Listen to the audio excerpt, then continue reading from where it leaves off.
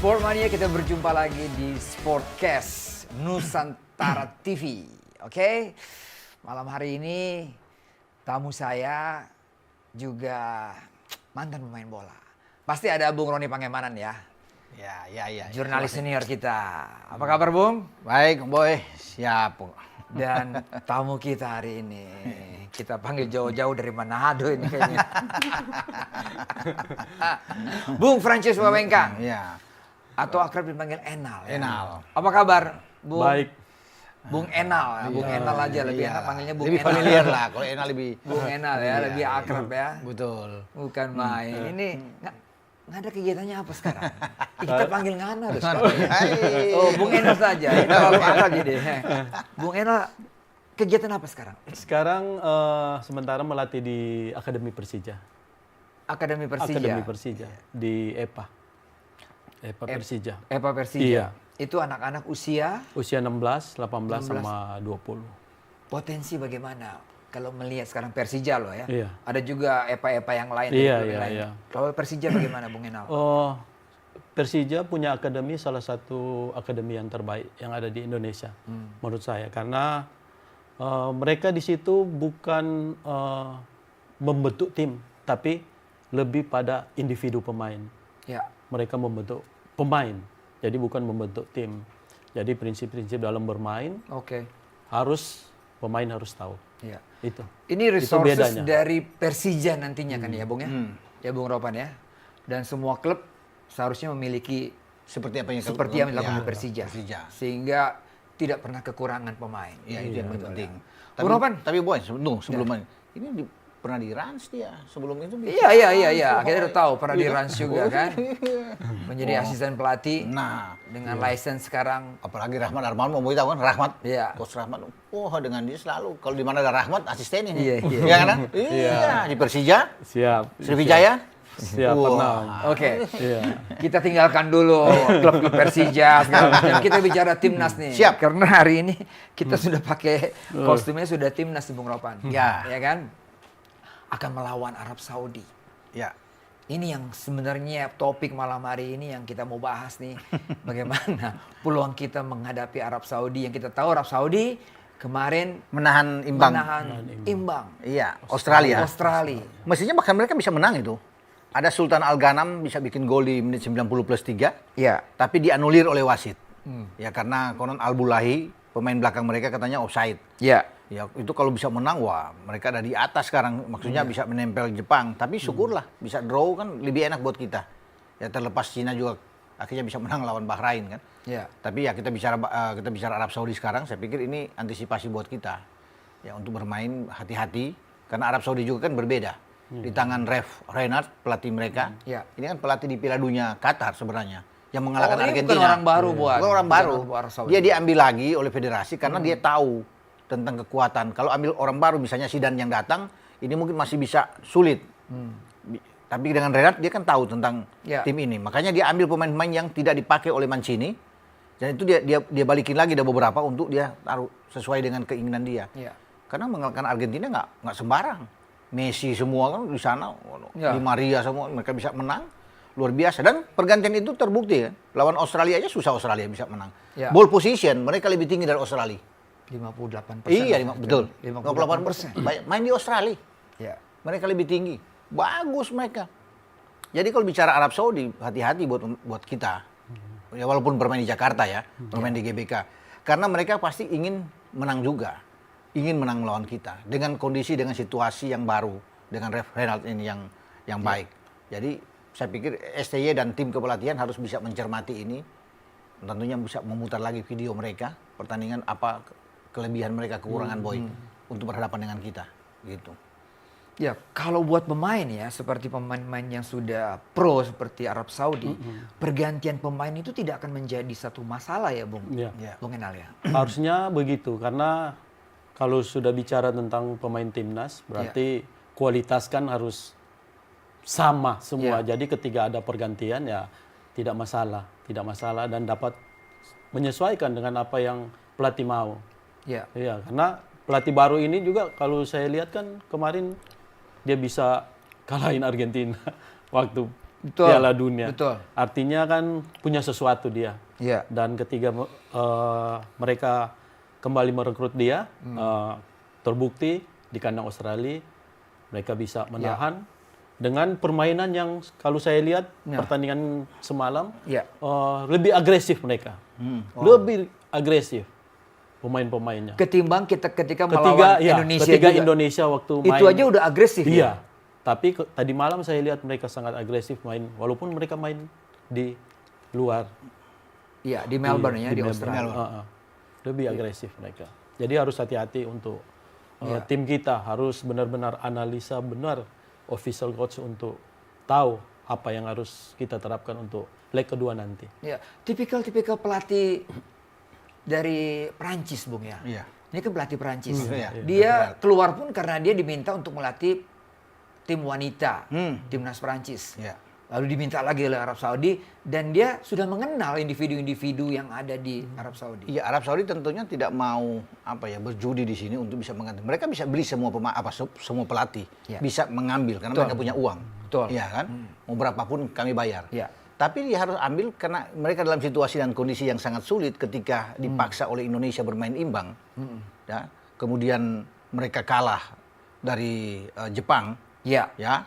Jadi ini kan ada semacam target khusus dari federasi bahwa mereka itu harus lolos ke Piala Dunia. Nah, pelatih yang mereka harus ambil pelatih yang sudah mengenal semua karakter pemain-pemain mereka. Jadi nggak sembarang mereka. Dialah Revenant ini. Apa kekurangan-kekurangan yang dilakukan oleh Mancini ya dia harus perbaiki, boy.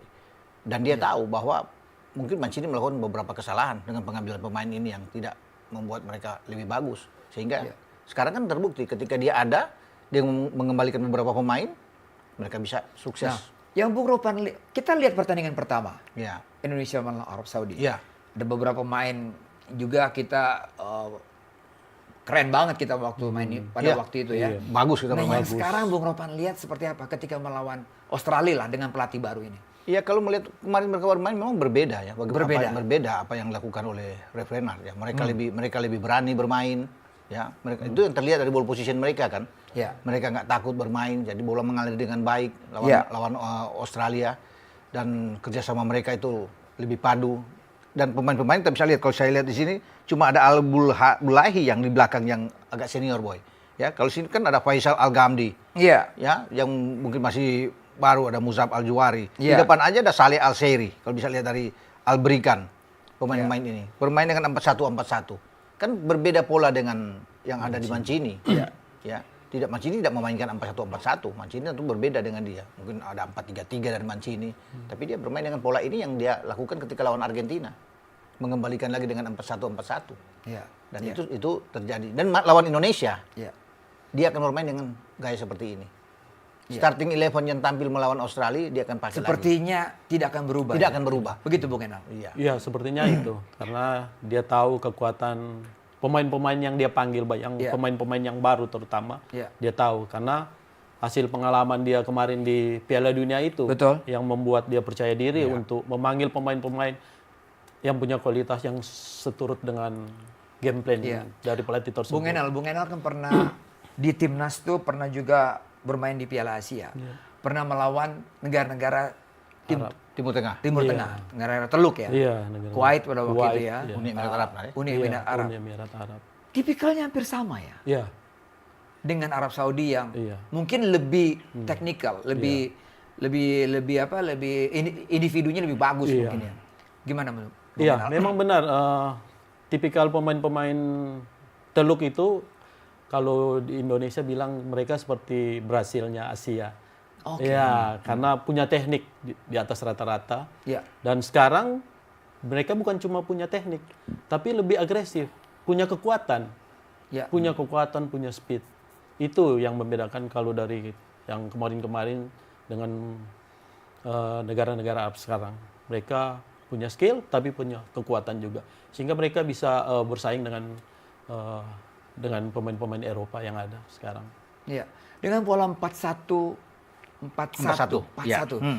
Beda sekali dengan Mancini, Bung ya. Iya. Mereka pakai 4 back sejajar dan ada satu Bung yang saya perhatikan deh di highlight itu pemain namanya Al-Ghamdi ini, pemain yang main di Belgia. Iya. Masih muda, Bung. Faisal Al-Ghamdi. 23 tahun, postur 183, kekuatan kaki kiri, kaki kanan yang bagus, visi bermainnya bagus.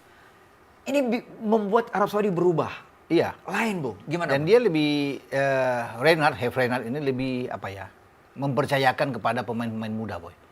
Dia ambil untuk pemain muda. Iya, betul. Ya, untuk bisa berkembang. Dan itu yang bisa terlihat dengan apa Boy bilang kan, dengan Faisal Al-Ghamdi ini. Iya. Mereka bisa bermain. Jadi dia mengubah dari 4-2-3-1 Mancini atau 4-3-3-nya Mancini ke 4-1-4-1, dia mengembalikan pola yang dia sukai. Nah, dia perlu cari pemain yang bagus untuk bermain. Kalau dia 4 back sejajar, harus ada satu di depan. Nah, Al-Ghamdi ini yang dia pakai. Iya, betul.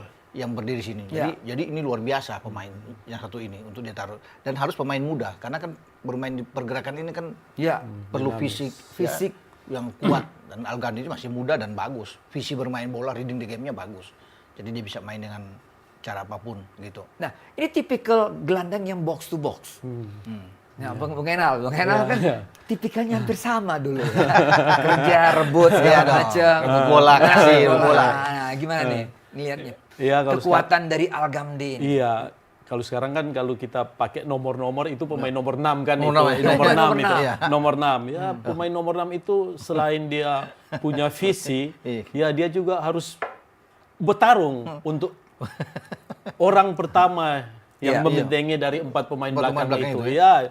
Di samping itu juga dia yang menjadi penghubung untuk Ke depan. memberikan umpan-umpan ke depan pemain itu. Jadi memang sangat dibutuhkan dan pemain-pemain yang punya kualitas seperti itu memang selalu cepat untuk naik karena dia akan selalu banyak menerima bola, akan selalu banyak untuk merebut bola pemain di situ. Kalau di lapangan pergerakan seorang gelandang seperti Al-Ghamdi yang box to box ini itu sekitar mana aja, Bung? Kalau sepak bola modern kan kita nggak bisa batasi pemain, Iya. karena tergantung situasi yang ada di Yes, lapangan. betul, ya. betul. Jadi kalau pemain nomor 6 biasanya dia tidak bergerak terlalu untuk ke depan, melewati nomor 8 sama 10. 10, Tidak, iya, tapi iya. kalau ada peluang dia akan Dia pergi, masuk, iya. dia akan pergi. Iya, Karena keren. sepak bola modern Iya. tidak berdiri, tidak tetap di satu posisi saja. Kalau di timnas kita siapa nih, Bung? Yang kira-kira satu tipikal dengan Al-Ghamdi ini. Yang box to box. Apa Ivar Jenner? Ivar Jenner. Ivar Jenner, Iya, ya? Iya, dia bermain. itu Ivar Jenner itu. Itu pemainnya. Ivar Jenner akan main lawan Lawan Saudi. Arab main. Nah. Lawan Arab main. Iya, Ya, Ivar karena- Jenner. iya. Ivar Saya Jenner. kira itu Ivar Jenner yang pas di posisi itu. Wow, ini ramai sekali bakalannya, Bung. Iya. Setelah tidak bermain lawan Jepang dengan akumulasi dia bermain lawan Arab. Jadi ini enak nih. Ghamdi versus Ivar Jenner. Ivar ya. Jenner. Dua-dua anak muda juga, wah. Iya. Ivar kan masih muda juga. Jadi Oke. rame gitu. Masih omongin Arab Saudi lagi ya.